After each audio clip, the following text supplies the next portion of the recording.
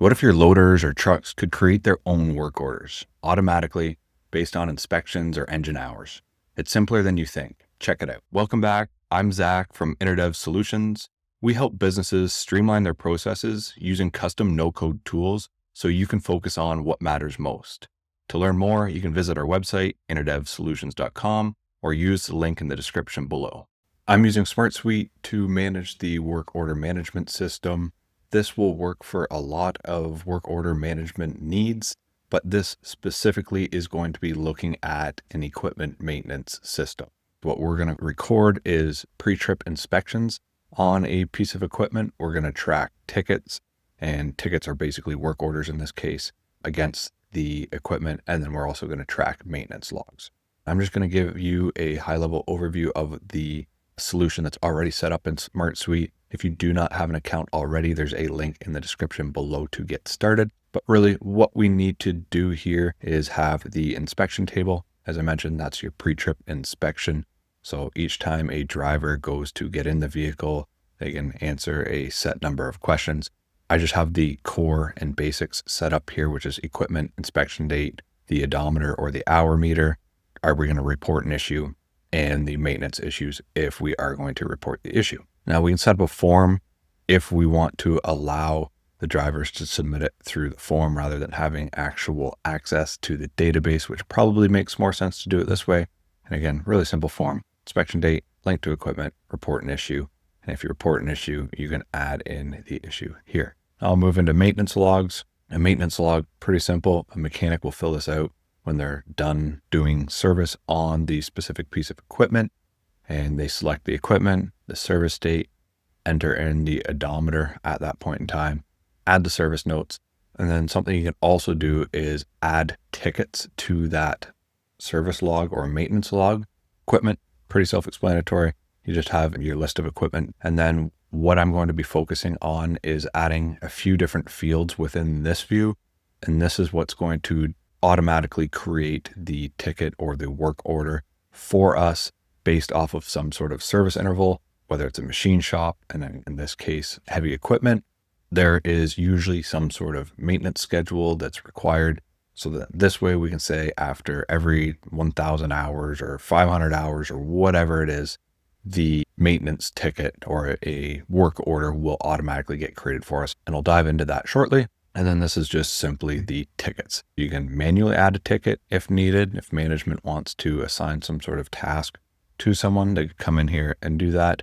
Otherwise, the inspection, if someone again reports an issue, adds the maintenance issue, it will create a ticket. And the last thing is, once that service interval threshold has been exceeded, then it will create a ticket for that piece of equipment. Let's go into equipment, and there's going to be 4 fields that we need before we build out that automation. First one is going to be a formula field, and it's going to be basically act as a roll-up of the odometer or the hour meter on the vehicle or on the piece of equipment based off of both inspections and maintenance logs. We can type in odometer/hours. We're going to use a max function. Now this is going to get the largest number between all of the inspections and maintenance logs that are recorded. We can type in inspections, select the link to inspection, use dot notation, and now we're going to grab the field odometer hours. This is going to get the largest number from, or the largest value from, the odometer based off of the inspections. And we also want to compare it to the maintenance log as well. Again, dot notation, and we are going to use the odometer hours. Now overall, it's going to get the largest number out of both of these and output it. We'll add that field. Now we can see that there's 250 hours logged on this, and that was entered in the maintenance log here, because you can see on the Caterpillar, if we go inspections, there's also 150 entered.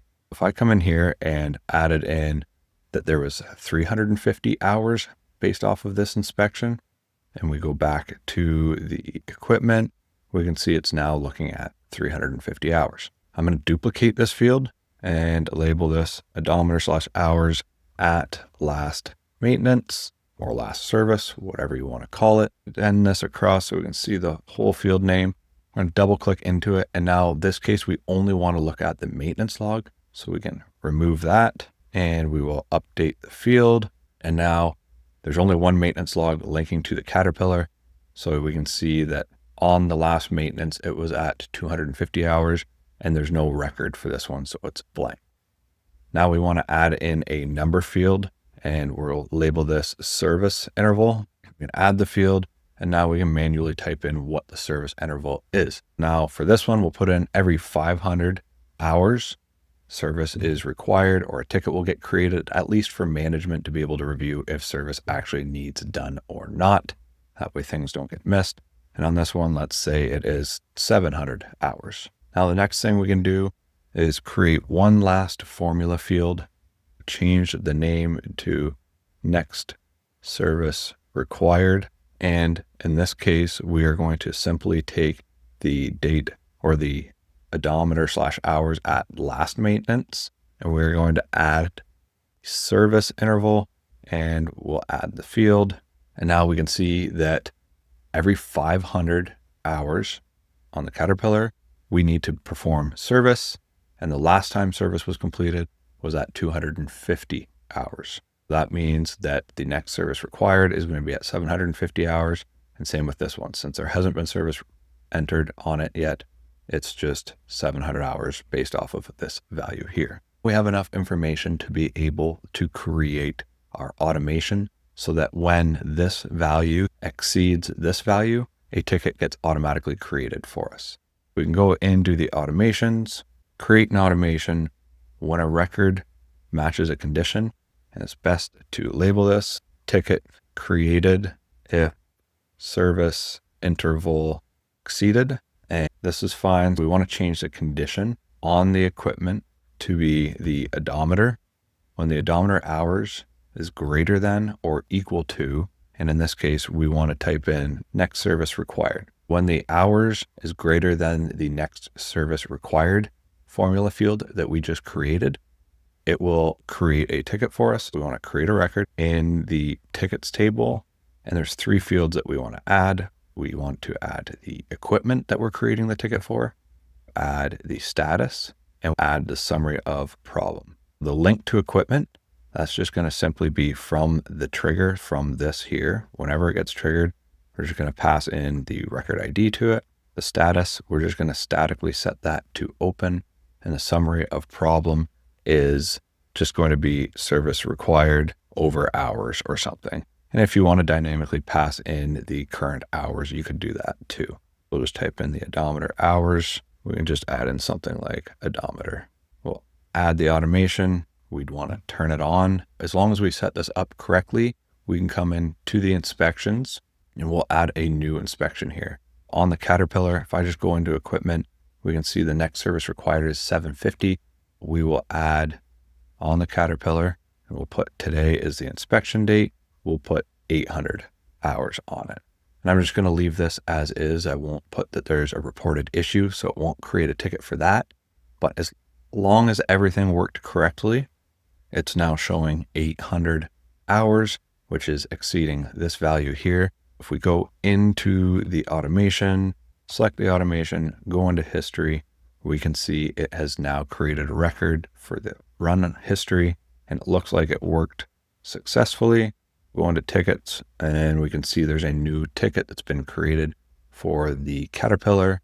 Status set to open, and the summary of the problem is there's service required over hours, and it's just showing the odometer here. Management can assign this to somebody, or if it goes to some sort of work board where different mechanics will select the tickets that they're working on. However you have that process set up, it's now ready to go.